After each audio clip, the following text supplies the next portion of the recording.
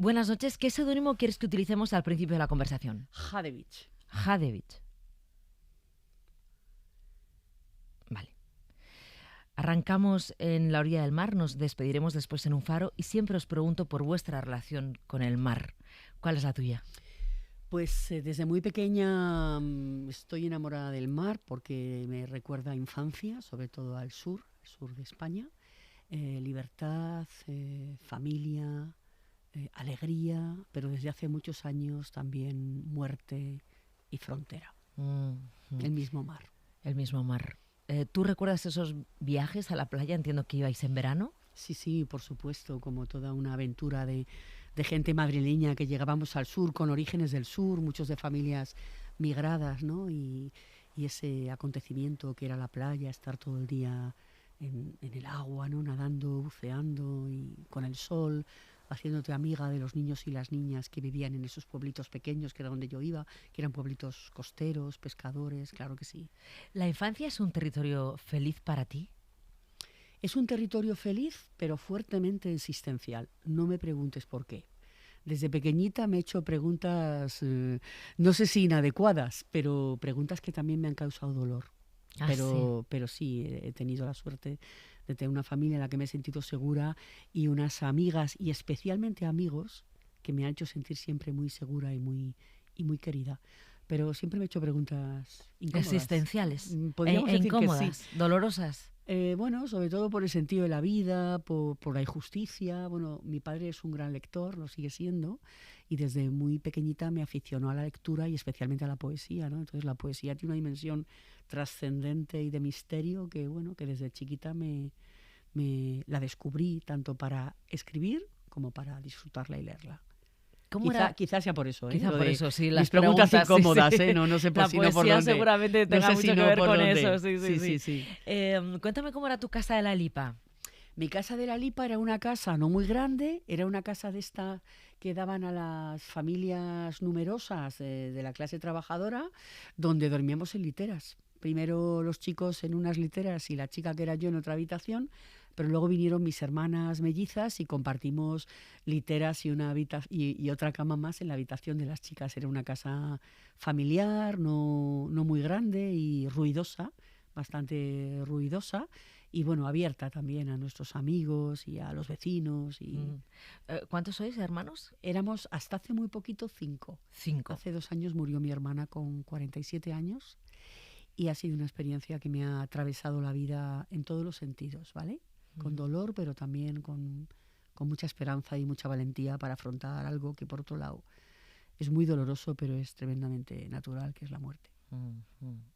¿Cómo era tu cole, el Sagrado Corazón de Jesús? Bueno, no es el cole Sagrado Corazón de Jesús. ¿Cuál era el cole? Era el cole Luz Casanova. Luz Casanova. Sí, pues mi cole, o sea, yo soy totalmente hija de la democracia, ¿vale? Cuando yo tenía 14 años se murió Franco. Me gusta decir esto porque yo recuerdo en la muerte de Franco, va a parecer frívolo, como que salí con mi primer chico en esos días de vacaciones y que luego había una gran inmensa alegría en las calles y una gran preocupación en mi familia y en otras familias. Entonces mi cole es también hijo de esa época, era un colegio religioso que ya no existe, pero era un colegio religioso que tenía muy claro los valores democráticos y la participación. Y de alguna manera en esa generación de mujeres que nos formamos, que al año siguiente ya fue visto, se nos formó a aquellas mujeres jóvenes éramos como hijas de la promesa de la democracia o algo así, ¿no? O sea, vienen tiempos en donde es importante que estéis formadas, es importante la participación, es importante, bueno, no se decía formalmente luchar contra la dictadura, pero sí, todas nuestras profesoras, tú te enterabas lo que pasaba constantemente en la universidad a través de las profesoras. Entonces, en ese sentido fue una escuela que, aunque era religiosa, fue como muy pionera. ¿En casa eran también así? ¿En casa se habla de eso? Porque no. Has dicho que a la muerte de Franco en casa se vivió con preocupación. Sí. ¿Cómo era el En mi casa no ambiente se en tu hablaba casa? de política. No se hablaba de No política. se hablaba de política porque además habíamos tenido algunos acontecimientos con algunos primos míos muy duros en la DGS, que se debería poner una plaquita, ¿verdad?, en la Comunidad de Madrid para que no olvidemos lo que pasaba en ese edificio, ¿no? Es importante es importante no olvidar, ¿no? No para quedarnos en el pasado, sino para que el pasado no se repita. ¿Qué pasaba en ese edificio? La Dirección General de Seguridad era donde detenían y torturaban a muchísima gente que luchaba por la democracia, por la libertad de pensamiento, por la libertad de asociación. Y esto creo que es importante, máxime en estos momentos, recordar de dónde venimos. Venimos de una dictadura franquista. La democracia ha costado mucho. Queremos una democracia mucho más participativa, pero por supuesto la que tenemos hay que defenderla, con el diálogo y con la tolerancia. ¿Tú dijiste en casa, quiero ser monja? Exactamente así no lo dije. Yo dije, me voy a ir a vivir con unas monjas dentro de unos meses. ¿Cuántos años tenías cuando dijiste eso? 21. 21. Me pareció más tolerable para mis padres decirlo de primera vez así que decir de repente me voy de monja, ¿no? O sea, mis padres tenían otros proyectos sobre mi vida, ¿no? De unos proyectos amorosos. Yo había terminado ya los estudios universitarios y bueno, había otros proyectos. Entonces, a partir de ahí, poco a poco, pues ya fuimos conversando sobre lo que quería, que en principio era irme a vivir con una gente, con una comunidad de mujeres que vivían en un lugar marginal, que trabajaban con gente marginal, que vivían en comunidad. Y era un poco experimentar si esa forma de vida era la que yo quería, ¿no? Porque yo había conocido a esta comunidad religiosa, que hoy son mis monjas, dicho en lenguaje popular esto de monja, sí. Las había conocido trabajando en un barrio marginal de Madrid, en la época dura de la heroína, trabajando con chicos de la calle, con personas sí. enganchadas, y hay mucha gente joven, nos enganchamos a esa forma de vida sí, sí. y a ese trabajo, y bueno, pues yo decidí... Claro, eres hija de la democracia recién inaugurada, pero sobre todo eres hija también de los 80, que claro, tiene esa parte popular, esa movida madrileña, esa parte que brilla, con el cine de Almodóvar, con la música transgresora, con las ansias de libertad, pero muchas veces no se ha contado con detalle la otra parte. Es la etapa de la heroína, de familias y personas destruidas por la llegada de una droga durísima que nadie sabía cómo afrontar, que nadie conocía las consecuencias que iban a tener, y es esta etapa en la que tú entras en contacto con estas monjas que tienen un compromiso con la gente que está sufriendo, con la gente los popular, estragos de con la la droga, gente ¿no? de los barrios, con la gente de las periferias, y entre ellas jóvenes y niños. Pero que eran de tu edad, ¿no? O sea, bueno, muchos eran más jóvenes que yo. Muchos más jóvenes eran que niños. Tú. Pero, por ejemplo, yo siempre recuerdo cuando iba... Yo me fui enseguida a vivir a otra ciudad, me fui a vivir a Granada, y cuando regresaba al barrio donde vivía mi familia, en verano, a estar con mi familia, a descansar, mi madre siempre me decía, ¿sabes que murió no sé quién? Que la encontraron muerta en un portal. O sea, la heroína hizo estragos en los barrios, en muchos lugares, en todas las clases sociales, pero en los barrios más periféricos, en los barrios obreros, por eso hablamos de la generación perdida, ¿no? Miles y miles de amigos, de vecinos, de compañeros, en donde no había estructura, no se habían creado programas de reinserción, de rehabilitación, de prevención de drogodependencias. Todo eso se fue creando en la medida en que la heroína se iba imponiendo, ¿no? Ahí nacen también todos los grupos de las madres contra la droga. Ahí empezamos a nacer los educadores sociales y de calles, que inventamos la profesión, porque la profesión no existía, ¿no? Entonces, a golpe de realidad, podríamos decir. También gente que se ha recuperado, que se ha recuperado. Pepa Torres, ¿por qué te has puesto Hadevich? Porque Hadevich es una mujer del siglo XI, por tanto muy antigua, pero que para mí tiene una enorme contemporaneidad. Hadevich de Amberes. Ella tenía una forma de vida que se llamaban las beguinas. Eran unas mujeres del siglo XI que decidieron, en unas épocas muy hostiles, movidas por el Evangelio, tuvieron un espíritu muy fuerte de reformar la sociedad y la Iglesia. Para ello se fueron a vivir algunas de ellas juntas en los beguinatos. Eran mujeres que leían el Evangelio y lo predicaban en lengua vernácula, en lengua materna, algo que era totalmente insólito en la Iglesia, porque la lengua oficial era el latín. De alguna manera no, de toda manera practicaban la solidaridad y al mismo tiempo enseñaban a las mujeres en pequeñas escuelas, ¿no? Su vida fue tan transgresora en ese deseo de volver al Evangelio que en el siglo XIII un edicto, un concilio, las obligó, el concilio de Vienne, las obligó o a hacerse monjas o a casarse, porque era una forma no regulada formalmente por la Iglesia. Entonces, estas mujeres eran grandes escritoras. A mí me encanta Hadevich, lo que escribe es de una gran actualidad. Ahora estoy leyendo, por ejemplo, sus cartas, que de alguna manera es como acompaña a sus amigas, a la gente que la escribe, que son mujeres con un gran deseo de libertad y de compromiso en esa época de la sociedad y de la Iglesia. Jadwi de Amberes. Jadwi de Amberes. Tú estudiaste filología también, ¿no? Sí. Pepa Torres, ¿tú te haces monja por lo que aprendes con las religiosas con las que empiezas con ese compromiso social? O sea, ¿eso es lo que te hace a ti hacerte monja? O sea, lo que me hace a mí hacerme monja es que de repente descubro que existe una realidad que desconocía completamente y descubro que en esa realidad hay una forma de vida en comunidades de mujeres que generan otro tipo de familia alternativa, podríamos decir, con otras formas de vida, y me empiezo a preguntar, me gusta vivir así, ¿será esto lo mío? O sea, con esa naturalidad me lo planteé. Luego vinieron otras cosas, ¿vale? Pero en principio así me lo planteé. O sea, me gustaba su forma de vivir, pero sobre todo me atrajo esa realidad donde vivían. Me atrapó, ¿no? Yo he tenido siempre una vocación cultural muy fuerte. Mi vocación iba más bien por el tema cultural, incluso por la universidad, pero de repente empecé a encontrarme. Es también el momento en el que España se inician las campañas de alfabetización, se inicia la educación de adultas, entonces te encuentras con un montón de gente que es analfabeta funcional o total, empiezan a surgir las aulas de cultura de las mujeres, los centros de formación, y bueno, todo eso como me va atrapando, los chavalitos y las chavalitas del fracaso escolar, que yo empiezo por ahí, y dentro de esa realidad, pues una forma de vida que es la de estas mujeres, y eso fue lo que me atrajo en principio, como a decir, bueno, ¿y si ser monja es esto? Claro, yo tenía mucho miedo a la palabra monja, ¿no? Que está tan deteriorada y que está también tan estereotipada, ¿no? A mí me gusta decir que desde el Vaticano II existimos muchas, lo que se nos llama monjas, aunque no vivimos en monasterios, que somos personas que nos hemos ido a vivir a los barrios, a las zonas populares y marginales, desde el Evangelio, en un compromiso con las personas, los derechos sociales, los derechos humanos. Eso es un poco lo que es ser monja. Vámonos a Granada.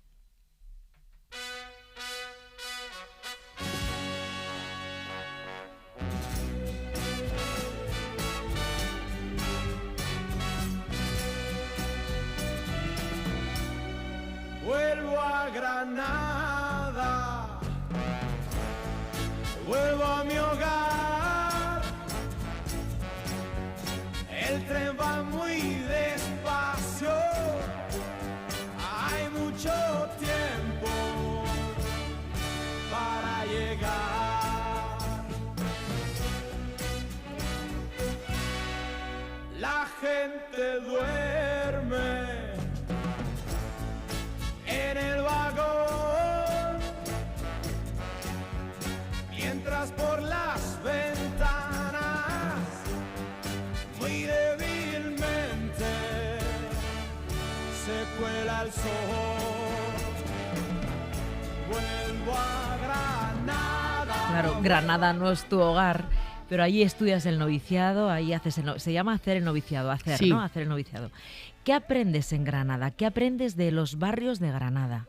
Granada y el barrio del Zaidín fue mi universidad, mi doctorado en las periferias. Ahí aprendo, ¿no? Aprendo de que existen unas sabidurías en los barrios, ¿no? Y especialmente que portan las mujeres populares, ¿no? Que es fundamental para el cambio social y que la Iglesia y que el Evangelio tiene que estar cerca de ellas y de ellos para poder sentir que el Evangelio no es una doctrina, ni que es un libro, ni que es algo del pasado, sino que está vivo en las vidas de estas mujeres, ¿no? Yo aprendí mucho con ellas y con el movimiento vecinal, en lo que eran las luchas por los derechos más básicos de las personas, ¿no? Aprendí también mucho de ellos, de ellas sobre todo, que la cultura oficial no es la única cultura, que en la cultura popular, y que hay mucha gente que no sabe leer y escribir, pero porta valores que son fundamentales para la convivencia. Aprendí a perder el miedo a hablar en público, a hablar en los medios, a hablar con un alcalde, a hablar con un concejal, porque todos éramos iguales.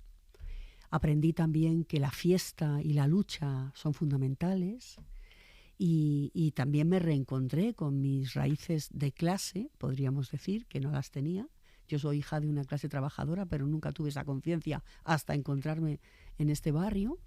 y también redescubrí mis valores andaluces, que en mi vida son muy importantes. Ah, la alegría, sí. la creatividad, la fiesta junto a la lucha. La tierra de Lorca, la tierra de Por Morente, la supuesto, tierra por de supuesto, la Lagartijanic, la tierra de poesía, por Miel Ríos, supuesto, la tierra es que por Granada es todo supuesto. cultura. Todo cultura. Pero Pepa, ¿cuántas veces has tenido que responder a la pregunta todo eso que dices, el compromiso, la implicación con la gente de la periferia, la lucha por un mundo más igual? Todo eso lo puedes hacer sin ser monja. Me ha llamado mucho la atención esto que has dicho, el estigma que acompaña a la palabra monja. O sea, ¿cuántas veces has tenido que decir que sí, que eso también lo hacen otras mujeres que son monjas, pero que tu apuesta fue esta? Sí, mi apuesta fue esta. Bueno, yo soy monja porque tengo una profunda inspiración espiritual, que por supuesto no es exclusiva de las monjas tampoco, ¿no? Pero realmente descubrí y sigo descubriendo una experiencia interior muy fuerte de que el amor me moviliza, y creo que es lo más importante de mi vida, y que ese amor se tiene que traducir en hechos, en vida compartida con una gente, ¿no? Y la fuente de ese amor para mí me lo inspira el Evangelio, me lo inspira el cristianismo, que al mismo tiempo sé que está también lleno de imperfecciones como yo, ¿no? Como yo las tengo, ¿no? Entonces, no te podría darte una razón argumentativa de por qué me hice monja. Me sedujo esta forma de vivir, soy muy consciente de sus límites y dificultades, totalmente, pero también de sus posibilidades. Y sobre todo también soy muy consciente de las dificultades que tenemos las mujeres en la Iglesia, pero también de que siempre hay mucha más libertad disponible que debemos tomar en ese sentido, ¿no? Entonces me siento siempre una cristiana y una monja crítica, rebelde, identificada con los valores del Evangelio, pero junto con otros colectivos de la Iglesia y junto con otros colectivos también feministas, comprometida en abrir espacios de liberación dentro de la propia Iglesia. Uh-huh. Ahora estás en Lavapiés hace ya muchos años, sí. ¿no? Es un barrio muy particular dentro de los barrios de Madrid, es un barrio intercultural, interracial, pero también se ha definido Lavapiés como ese lugar de amor, un lugar de coraje, un lugar de lucha. ¿Cómo es tu experiencia en Lavapiés con la gente del barrio? Mi experiencia... De diferentes religiones, claro, también, hay sí, mucha gente musulmana, mucha gente africana, o sea, es que realmente es un barrio Mi experiencia fundamental en la Lavapiés es que las diferencias no nos separan, las diferencias nos ayudan nos llevan a encontrarnos, nos llevan a comprometernos por aquello que nos une en común, que es que somos humanidad, y al mismo tiempo que tu propia identidad se enriquece. Yo siempre digo, yo soy una persona muy interesada por el Islam, por la tradición espiritual del Islam. He leído bastante. Me gusta ir a una de las mezquitas más progresistas que hay en Lavapiés, y suelo ir siempre y cuando se puede, ¿vale? Que no siempre se puede, ¿no? Y esto lo he aprendido de mis amigas y amigos musulmanes. Y a mis amigos y amigos musulmanes me los he encontrado en la convivencia, en el día a día, en la amistad, pero también en las luchas comunes del barrio contra la ley por una mejora de la ley de extranjería o contra la ley de extranjería, contra una deportación, apoyando a una mujer que sufre violencia, haciendo una fiesta propia de los lugares de origen de la gente. O sea, realmente hoy por hoy Lavapiés es mi lugar de vida, y entiendo que la vida es diversa, y entiendo que vivimos en un mundo donde deben caber muchos mundos y donde todos y todas tenemos que tener un lugar de dignidad para vivir. Pepa Torres, ¿cómo sentiste o de qué manera sentiste la muerte del Papa Francisco, que ha sido entendida su pontificado como una experiencia aperturista, no completada, desde luego? Yo me acuerdo que entrevisté a Javier Baeza cuando murió, justo el día que murió el Papa Francisco, y me dijo, bueno, lo primero es que Palestina se queda huérfana, esto es lo primero que dijo. Luego dijo que había intentado hacer cosas, pero se habían conseguido muy pocas, porque claro, yo te oigo hablar de las mujeres, de los barrios, de la importancia de la convivencia, de los migrantes, de ese mar del que hablabas de pequeña, que era el lugar de disfrute, pero que te ha enseñado también que es el lugar de muerte, también de esperanza. Y entonces me imagino, ¿no?, ese cónclave, este ejemplo de patriarcado que no deja de ser, no te voy a decir la Iglesia, el Vaticano. Y entonces ¿eso tú cómo lo llevas?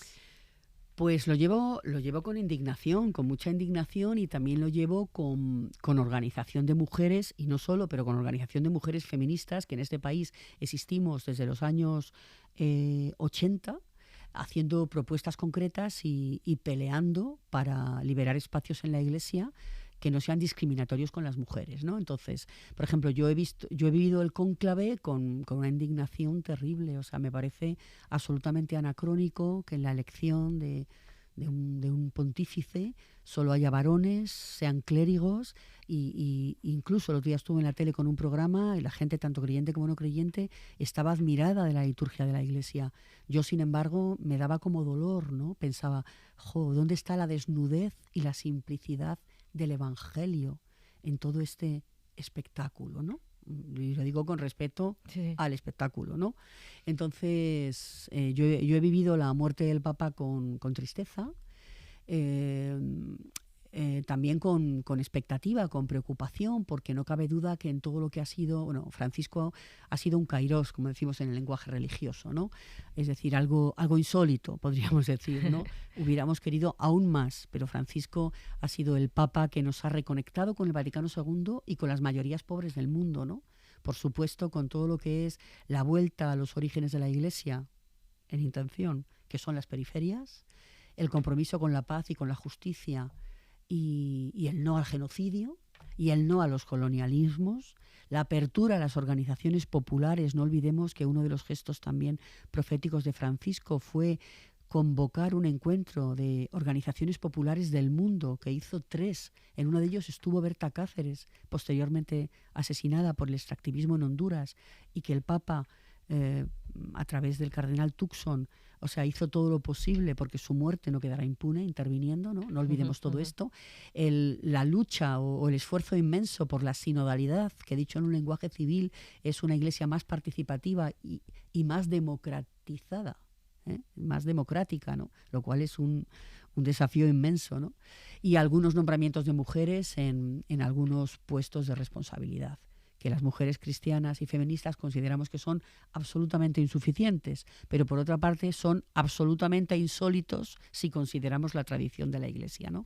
Entonces, en ese sentido, la preocupación por dónde va. Vamos a tener un Papa continuista, vamos a tener un Papa elegido. Perdón, ¿te alivió? ¿Te alivió el nombramiento del nuevo Papa? Era mi candidato. O sea, ¿Era tu candidato? No podemos hablar de candidaturas, Sí, pero bueno, realmente era uno de los que yo, en quienes tenía confianza. Tenía dudas que pudiera salir, pero tenía deseo y confianza que así fuera. Tenía dudas justo porque conocía su posicionamiento frente a las políticas de Trump, y esa era mi mayor duda, ¿vale? Y luego tenía esperanza porque se ha pronunciado clarísimamente sobre el tema de los abusos en Perú. Su papel fue importantísimo para terminar con el sodalicio, fue importantísimo y fue el hombre de confianza de Francisco. Y luego conocía menos este aspecto también, conocía algo pero menos, pero luego hablando con amigas y con mis propias compañeras de congregación en Perú, es una persona relevante en todo lo que es el compromiso de la Iglesia en las periferias más empobrecidas de Perú, incluso enfrentándose respetuosamente, pero con claridad, frente al actual gobierno de Perú, que, como sabéis, está forzando a la migración a miles de personas, también por un gobierno que ha sido nombrado por los intereses extractivistas en el Perú. Entonces, esa posición clara, social, política, más el nuevo nombre que le identifica, ¿no? León XIV, me llena de esperanza. La cuestión de las mujeres, la cuestión de la diversidad sexual, son temas que casi en ninguna agenda de los papas entra. Es necesario un cambio antropológico, yo creo, para que estos temas se puedan abordar con una mayor amplitud de miras. Cuando hablas de la mujer, es la visibilización de las mujeres religiosas, porque hacéis una labor importantísima, pero no llegáis a las altas esferas, porque las mujeres en la Iglesia tenéis una labor fundamental. Eso te lo dice cualquier persona de cualquier barrio, de cualquier parroquia, pero claro, no llegáis nunca. O sea, más que de visibilización, y no solo lo digo como religiosa, sino en general como mujeres cristianas, las mujeres cristianas donde no estamos llegando es a los lugares donde se deciden las cosas. Claro, a los lugares y eso es lo que pedimos, y no estamos llegando en gran parte porque a esos lugares se accede solo si eres sacerdote. Entonces, nosotras y el movimiento, uno de los movimientos de los que formo parte, la Revuelta de las Mujeres en la Iglesia, no es que nuestro primer objetivo sea el sacerdocio, que no lo es, pero al mismo tiempo decimos que ninguna mujer que tenga esa vocación sacerdotal sea excluida solo por razones de género. Pero sobre todo lo que aspiramos es una iglesia más democratizada y una iglesia donde las mujeres podamos acceder en igualdad de condiciones a cualquier tarea de responsabilidad. Por ejemplo, a un dicasterio, ¿no? Actualmente hay una mujer. ¿Qué es eso? Un dicasterio es como, dijéramos, en lenguaje civil, como un ministerio. Un ministerio. Como un ministerio del Vaticano, podríamos decir. Vale. O sea, realmente ahora mismo hay una mujer que es la prefecta, ¿no? Podríamos decir la ministra en lenguaje así, Sí, sí. de todo lo que tiene que ver la vida consagrada y la vida apostólica, pero por ejemplo, no existe ninguna dificultad para que se puedan reconocer mujeres nuncias. No existe ninguna, ¿no? Sin embargo, no se ha reconocido todavía ninguna mujer nuncia, ¿no? Y sobre todo en el Evangelio no existe ningún argumentario, todo lo contrario. El Evangelio es nuestra fuente primera, en el que haya que discriminar a las mujeres, ¿no? Por la práctica de Jesús de Nazaret, justo fue una práctica igualitaria e inclusiva. En el grupo que iba con Jesús había también mujeres, y en el cristianismo hasta finales del siglo II una de sus señas de identidad y también problemáticas con la cultura era justo esta no discriminación de las mujeres, ¿no? Pepa, ¿por qué las personas LGTBI no se pueden casar si tienen fe, si se aman? No se pueden casar por la Iglesia si tienen fe, si se aman y si sienten que forman parte de la Iglesia Católica. O sea, ¿por qué no se pueden casar por la Iglesia? Pues yo porque creo que tenemos una moral, creo que tenemos una moral muy estrecha, y porque creo que no pone en el centro lo que es el amor, ¿no? Creo que el cristianismo, si es algo, es la religión del amor, y allá donde hay amor, lo dice el Evangelio de Juan, allí está Dios, ¿no? Yo creo que son prejuicios, que son miedos, que a veces son concepciones antropológicas que deben ser cuestionadas y entrar en diálogo también con otros paradigmas científicos, ¿no? O sea, es lo mismo que las terapias estas de sanación de las personas LGTB, ¿no? Eso me parece un sufrimiento terrible, claro. Eso es antievangélico, anticristiano, Sí, ¿no? antihumano, vamos, Claro, hoy me antiderechos decía, humanos, claro. hoy este libro que te he comentado de este amigo judío LGTB, que no es sionista, que estoy leyendo, me decía, pero Pepa, si es que yo hasta hace nada era considerada una patología sexual, una Hasta hace enfermedad, muy poco. ¿no? Y por Sí, mucha sí. gente sigue siendo así, ¿no? Yo no lo entiendo, ¿no? Y- Máxime, sí, perdón. cuando en la Iglesia existen personas LGTB que están, o sea, con un gran reconocimiento, con una gran entrega a los demás y a la propia Iglesia, ¿no? O sea, yo no lo entiendo. ¿Crees que lo cambiará el Papa esto? Esperaría. ¿Le dará tiempo a cambiarlo? Queremos que lo haga, no sé si lo hará, pero miles de cristianas y cristianos en el mundo queremos y vamos a seguir apoyando, por ejemplo, una pastoral de la diversidad sexual. Y esto también quiero decirlo, ¿no? Hubo un sínodo, el sínodo de la familia, que no llegó a todas las conclusiones que a Francisco le hubiera gustado, pero que dejó algunas puertas abiertas para que podamos hacer cosas. A mí me gusta decir que, por ejemplo, en España existen ya 2 diócesis donde la pastoral de diversidad sexual se está aplicando, ¿no? Y eso, si se hace en 2 diócesis, se puede hacer en muchos más lugares, ¿no? Yo insisto en esto, o sea, tenemos que siempre hay más libertad disponible que podemos tomarnos para hacer aquello que en conciencia creemos que nos inspira el Evangelio, ¿no? Y así cambian las instituciones, así cambia la Iglesia, igual que así cambian las leyes, ¿no? Pepa Torres, vámonos a un faro. Me gustaría que me dijeras con quién te gustaría estar, encontrarte o reencontrarte, y qué canción sonaría. Bueno, pues ¿con quién me gustaría reencontrarme? Me gustaría reencontrarme con María Magdalena. Me gustaría reencontrarme con María Magdalena. Creo que ella fue históricamente la primera en dejarse seducir por esta forma de vida y en tener que enfrentar un montón de prejuicios y problemas. Ella fue una gran mujer misionera y difamada y manipulada su historia, y creo que su espíritu vive en el espíritu de muchas mujeres que aspiramos a la liberación de nuestras propias vidas y a la liberación de la Iglesia y a la liberación del mundo. ¿Y qué canción sonaría? Bueno. ¿Qué canción sonaría? Pues creo que sonaría la canción que constantemente estamos poniendo las feministas cristianas en nuestros encuentros, que se llama Remamos, de Cani García, ¿no? la conciencia de que tenemos que seguir remando mucho, que somos hijas de una tradición de remeras, que tenemos que desaprender muchos patrones, pero que estamos dispuestas a seguir remando y que además estamos felices de hacerlo en comunidad de mujeres, de hacerlo juntas y de hacerlo con todos y todas aquellas que quieren otro mundo posible y otra iglesia posible. Pepa Torres, muchas gracias por estar esta noche aquí en El Faro. Gracias a vosotros.